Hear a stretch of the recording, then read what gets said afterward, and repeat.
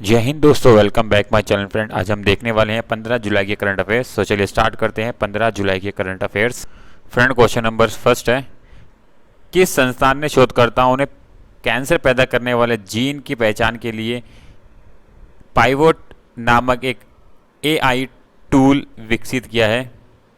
तो फ्रेंड, ये किसके द्वारा किया गया है? जैसे कि आपको दिख रहा होगा, ये क्या है, आईआईटी मद्रास के द्वारा। इंपॉर्टेंट है, याद रखना है, कैंसर एक ऐसी बीमारी है जिसका इंडिया के अंदर प्रॉपर इलाज किसी को मिल जाए बहुत ही बड़ी बात होती है।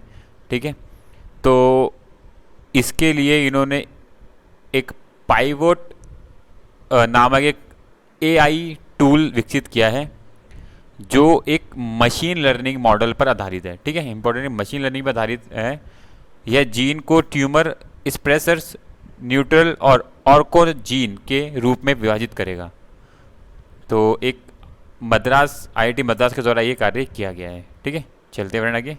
फ्रेंड, क्वेश्चन नंबर सेकंड है, नई शिक्षा नीति को पूर्व प्राथमिक स्तर पर लागू करने वाला भारत का पहला राज्य कौन बन गया है? तो फ्रेंड, वो बन चुका है उत्तराखंड।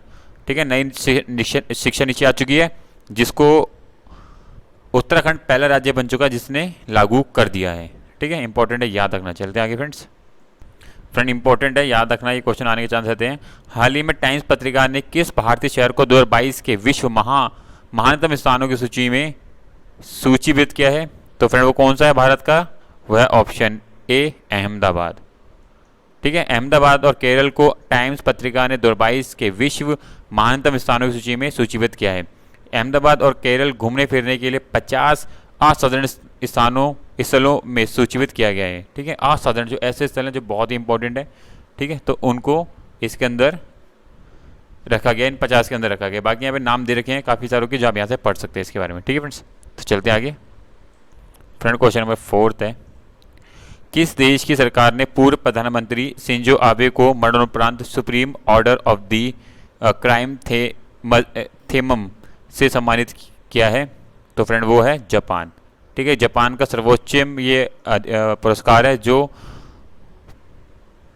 शिंजो आबे को मरणोपरांत दिया गया है। ठीक है, इंपॉर्टेंट है, याद रखना, जापान के सम्राट मेजी ने वर्ष 1876 में grand carton of the order की स्थापना की थी। ठीक है, तो इनाम याद रखना, और ये जापान का सर्वोच्च सम्मान है और ये चौथे प्रधानमंत्री बने जिनको सर्वोच्च सम्मान से सम्मानित किया गया है। ठीक है, चलते हैं आगे friends. Friend, question number fifth है, भारत में बांग्लादेश के अगले उच्चायुक्त के रूप में किसे नियुक्त किया गया है? तो friend, option C right answer होगा, मोहम्मद मुस्ताफिजुर रहमान को। ठीक है, तो ये बांग्लादेश के अगले हमारे उच्चायुक्त होंगे। ठीक है, चलते हैं आगे फ्रेंड्स। फ्रेंड, इंपॉर्टेंट है, विश्व युवा कौशल दिवस कब बनाया जाता है फ्रेंड?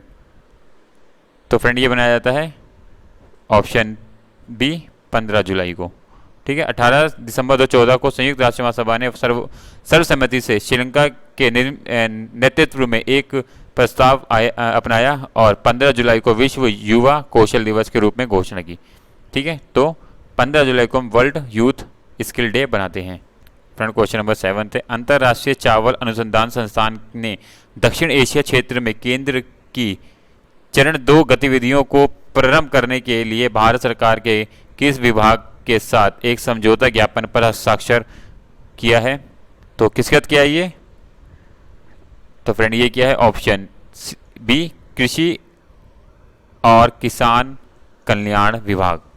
ठीक है, तो कृषि और किसान कल्याण विभाग और अंतर्राष्ट्रीय चावल अनुसंधान संस्थान के बीच एक समझौता ज्ञापन हस्ताक्षर किया है अब। ठीक है, इंपॉर्टेंट है, याद रखना। फ्रेंड, पुस्तक है, इंपॉर्टेंट है, याद रखना इसको। किसने लॉन्च किया कनेक्टिविटी थ्रू कल्चर पुस्तक? तो किसके द्वारा ये प्रस्तुत की गई है? तो ऑप्शन ए हमारे विदेश मंत्री एस जयशंकर के द्वारा इस पुस्तक का विमोचन किया गया है। ठीक है, इंपॉर्टेंट है, याद रखना। भारत में सुषमा स्वराज भवन में भारत की सॉफ्ट पावर ताकत के विभिन्न पहलुओं पर निबंधों का संकलन कनेक्टिविटी थ्रू कल्चर लॉन्च की गई है। ठीक है, फ्रेंड, क्वेश्चन नंबर 9 है, केंद्रीय मंत्रिमंडल ने राष्ट्रीय रेल और परिवहन संस्थान को किस राज्य में गति शक्ति विश्वविद्यालय की स्थापना करने की मंजूरी दे दी है? तो फ्रेंड, इंपॉर्टेंट है, ये गुजरात में होगा। ठीक है, तो गुजरात के अंदर ये स्थापना होगी। तो केंद्रीय मंत्रिमंडल ने राष्ट्रीय रेल और परिवहन संस्थान की गुजरात में गति शक्ति विश्वविद्यालय की स्थापना करने की मंजूरी दे दी है।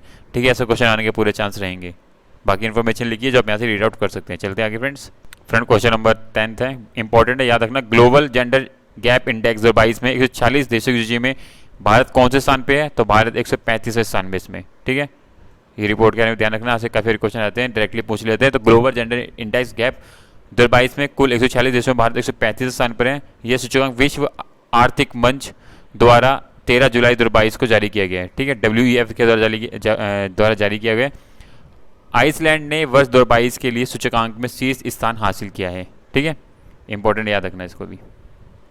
बाकी यहाँ पे इन्फॉर्मेशन दी है जो आप यहाँ से रीड आउट कर सकते हैं फ्रेंड, ठीक है। सो फ्रेंड, ये 10 क्वेश्चन है, इंपॉर्टेंट है। इसी तरह की वीडियो के लिए फ्रेंड चैनल को subscribe and bell icon click करें ताकि आपको टाइम पे इंपॉर्टेंट करंट अफेयर्स मिलते रहें। So thank you for watching my video and thank you, bye bye, thank you friends.